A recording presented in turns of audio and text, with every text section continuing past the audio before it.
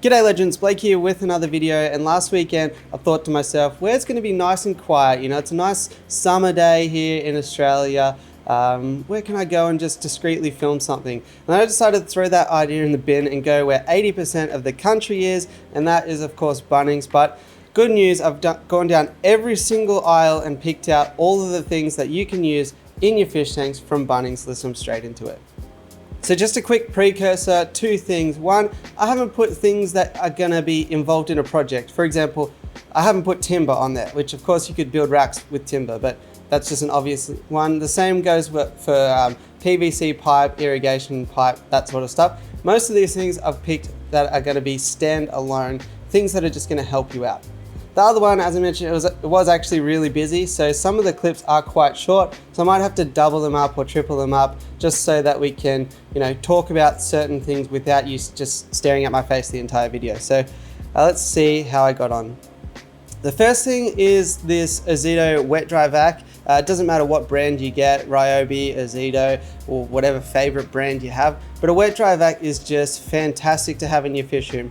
Whether you're cleaning up a leaking tank, which hopefully that never happens to you or anyone else, or it's just an easy way to suck some substrate out of a tank that you're cleaning out to rescape or whatever it is. Obviously take the fish out first, but the only recommendation I can give you is get the biggest one possible. Might seem like a bit of overkill, but the less times you have to empty out that big tub, the better.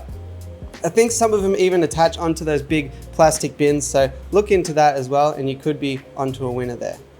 Next thing I came across was this twin wall, really cheap, but a great way to get backgrounds on. If you don't like the permanent idea of sticking on vinyl or painting the back, you could simply tape this onto the back of your tank. Also, it makes it a good light shield to hang from the front of your tank. It is a bit of a job that I have to do here in my fish room at some point, but when I do, it will be with this stuff. Next one, of course, if you've got 3-layer high racks, then you might need a little step ladder. Not always to feed and all that sort of stuff, but to get in there and scoop out substrate or clean things, get any sort of breeding caves or whatever from the bottom of the tank, a step ladder might be handy. Next one is Selly's glass. It comes in either a small tube or the big tube with the corking gun. I don't know what that was, but whichever one you choose, definitely have some on hand because you will need it, and there's nothing worse than running out and trying to get it at that point. Selly's glass, I've used it. People say that it's not as strong as other things, but you know, I put together my old 4x3x2 with it and it went absolutely fine. Next one I came across is this clear plastic caddy, which I thought could be great for carrying your food or cleaning supplies or fertilizers around with you as you go around your fish room or to your tanks, or store them away underneath your tank. But other than that, it's just super clear and a nice shape, a bit small, but it'd be great for raising up fry if you needed a bit of an emergency tank, and you can still get the good visibility through the side. So I thought that might be a little tip.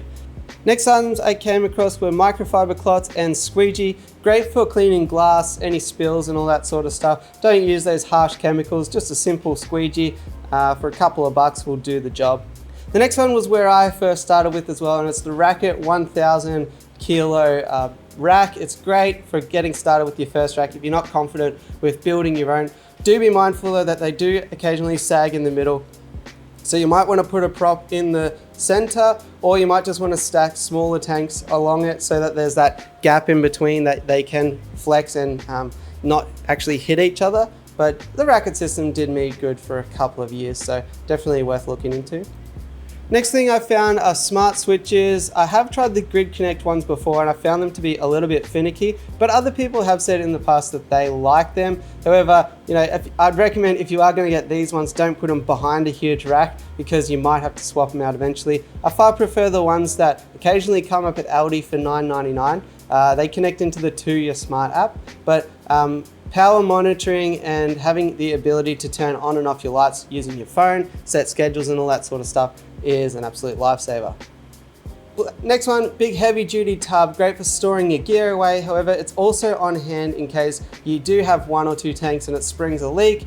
Some kind of situation where the fish don't have somewhere else to go. It's just good to have a big heavy duty tub. They can go in there for a few days, keep your sponge filter, put it in there, and then you're ready to go and you've got time on your hands to cure the silicone or do whatever repairs you need to do.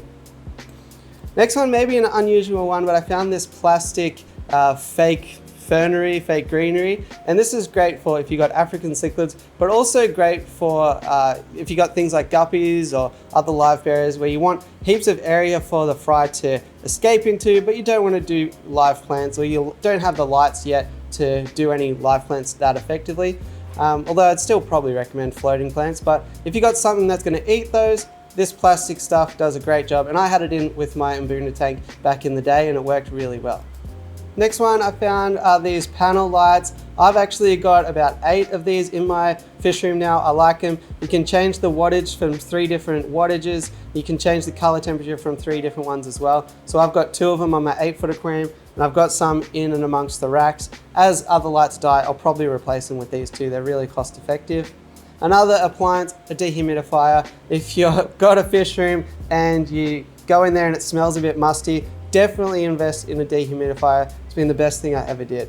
Look around obviously, but I saw them at Bunnings and thought, you know, again, in an emergency situation, they have long opening hours. Next one, of course, plants. You can use a lot of house plants. Lucky bamboo, of course, pothos or devil's ivy, things that are gonna hang out the top of your aquarium.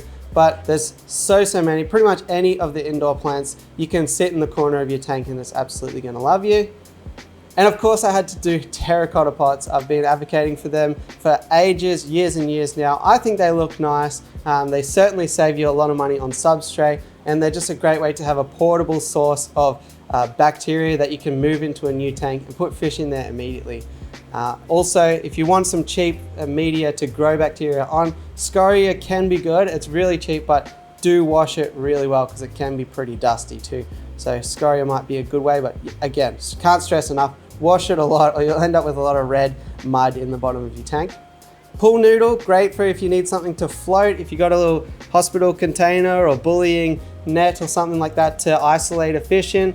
Slice off some pool noodles and super glue them around a container and you're in business. That thing's gonna float and you're gonna be able to separate your fish that way. The super glue you could also pick up from Bunnings, but yeah, just make sure that you get 100% cyanoacrylate, and I prefer the gel just so that it's easier to work with, but either one will work fine. Just make sure it cures properly before putting in your tank. This plastic mesh gutter guard can be great for, again, catching eggs. You can set up a nice breeding spot. Again, it can be a good cave or hollow for little fish to hide behind. You can separate off part of your tank so that they can have an area to escape to. There's heaps of uses. Another one, big old bag of pool salt. It's exactly the same as normal salt. Just make sure you don't get any of the muscle relaxing stuff that's going to contain lots of magnesium and all that. Basically, as cheap as you can go, that's going to be the closest it's going to get to sodium chloride. It's classic old table salt. So big old bag of it for cheap. It won't have the same minerals if you get reef salt or whatever you usually get, but in a pinch, if you got some fish that are a bit sick, a bit of salt might help to perk them up. So you can definitely pick that up from Bunnings. And the last one I want to touch on, this is something that I've had for quite a while, a great Aussie invention, and that's the WobbleTe Sprinkler. It works really well just from gravity feeding. So if you typically just run your water changes out to the backyard and let a huge puddle form in one part, you've got lush grass in one corner, but everything else is looking a bit grim. A WobbleTe might be your answer to that. Just hook it up to the other end of your siphon and it will disperse that water around a bit more evenly and just kind of run out there, move it around, or give the kids a job to do. Well, I saw that they also invented another smaller one, and actually it looks like the working pressure for that is much lower, even half. So I'm keen to give this one a go. It's the Clever Drop. So I think that could work even better for these kind of applications, but definitely one to try out is the WobbleTe. Great sprinkler to just kind of disperse your water change water around. So there you go, guys. That was my trip to the old green shed. Hopefully you liked it and hopefully you found it helpful and it could help you save some money in 2025 or beyond if you're watching this in the future. Other than that, stay happy, stay healthy, enjoy fish keeping, and I'll catch you on the next one. Thanks for watching.